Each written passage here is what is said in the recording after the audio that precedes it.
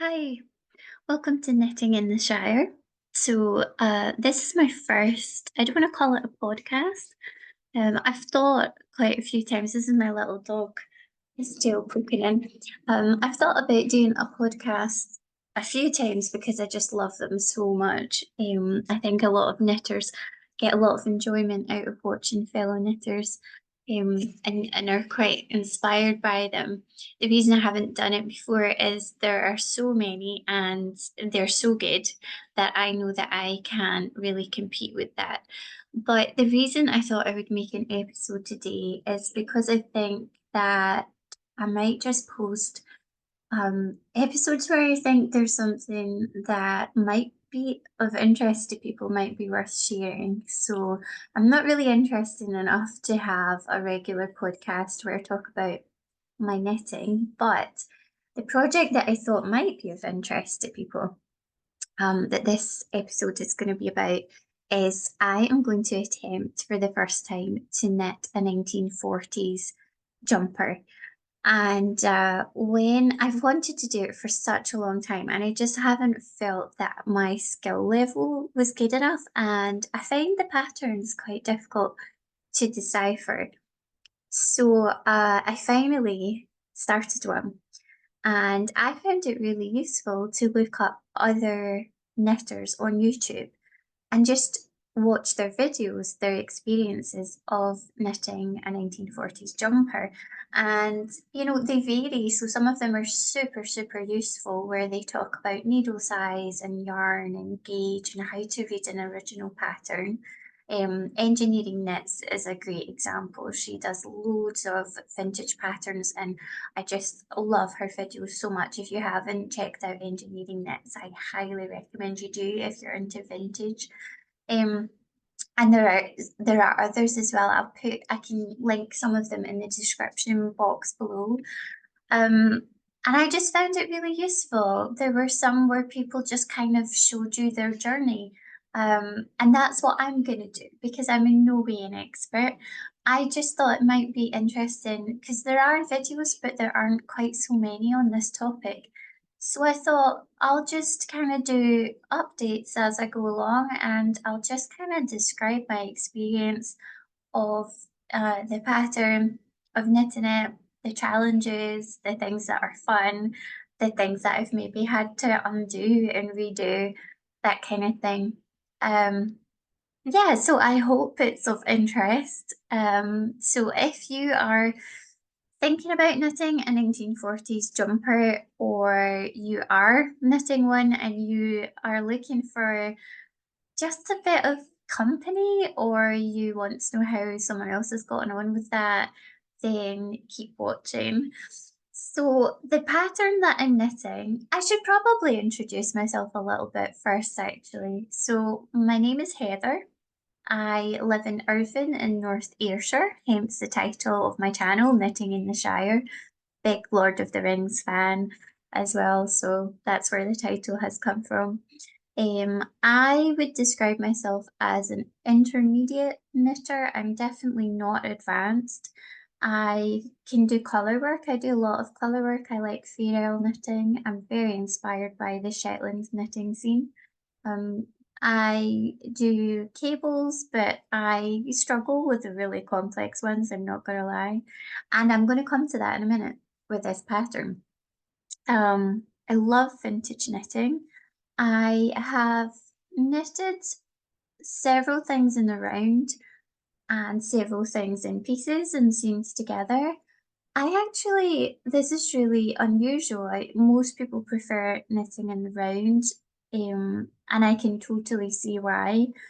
For me, I have found over the past few years that I've been knitting more intensely, that actually knitting in the flat and piecing it together, it seems to fit my body type better than knitting in the round, and I'm not really sure what that's about. I feel like I have quite a slight frame, so I'm only 5 feet tall, and I'm quite small built, and I find that the more structured designs just look better on my body type. So I That's one of the reasons I would like to knit 1940s patterns. They're very, very structured and small and petite in their nature. They tend to be quite close fitting, and you'll see the sleeves on the top I'm wearing just now. I really I like kind of how to describe it. Clothes that have a very definite shape. So anything that's more shapeless tends to hang on me in a way that's quite unflattering. So I'd be really interested to know if you are knitting 1940s patterns or you're interested in it, what is it about them that you inspires you? So for me, I am a museum curator.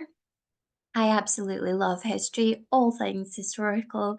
And I'm really drawn to it from that point of view. So I'm knitting this jumper, with as close to original tools as possible. And I'm going to stick to the techniques as closely as possible as well, because I want to sort of imagine what it was like to knit these garments in the way that they were intended at the time, just to kind of immerse myself in that experience. But I also love the style. I just really enjoy this style. I think it's very chic and classic, and I don't think you can really go wrong with 1940s fashion. I think it just looks really chic. So yeah, that's one of the reasons.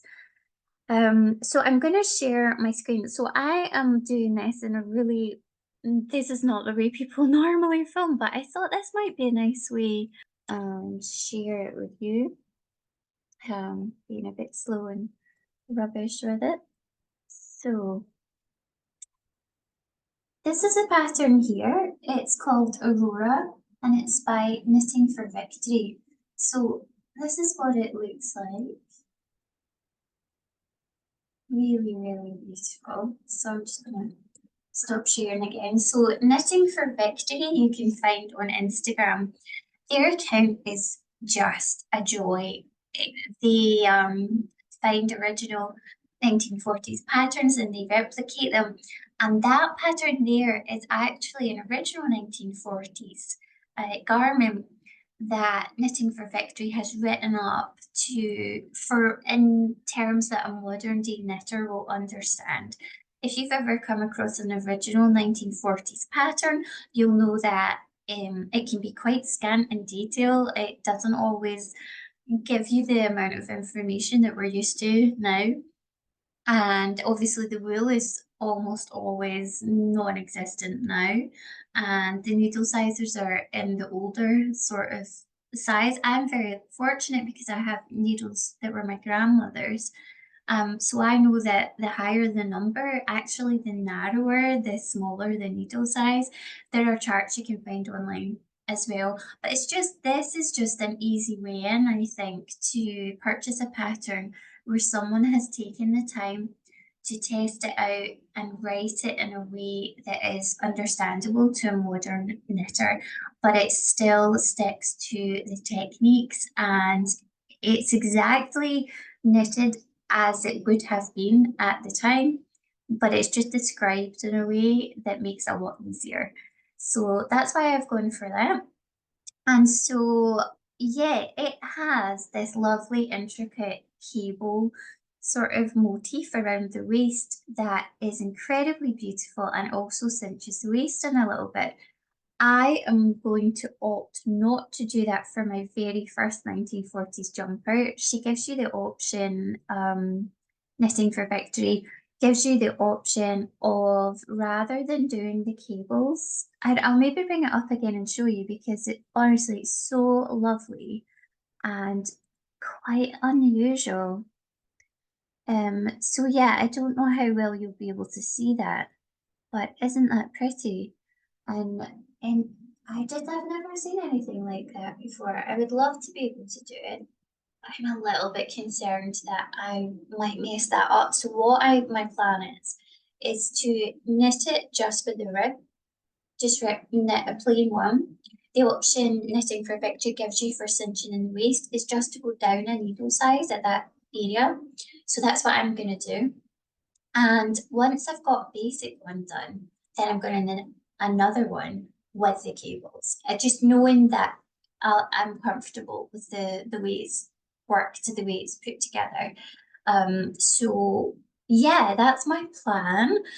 And so this is just the first installment. So I am just going to show you the sort of beginning of the jumper that I have started.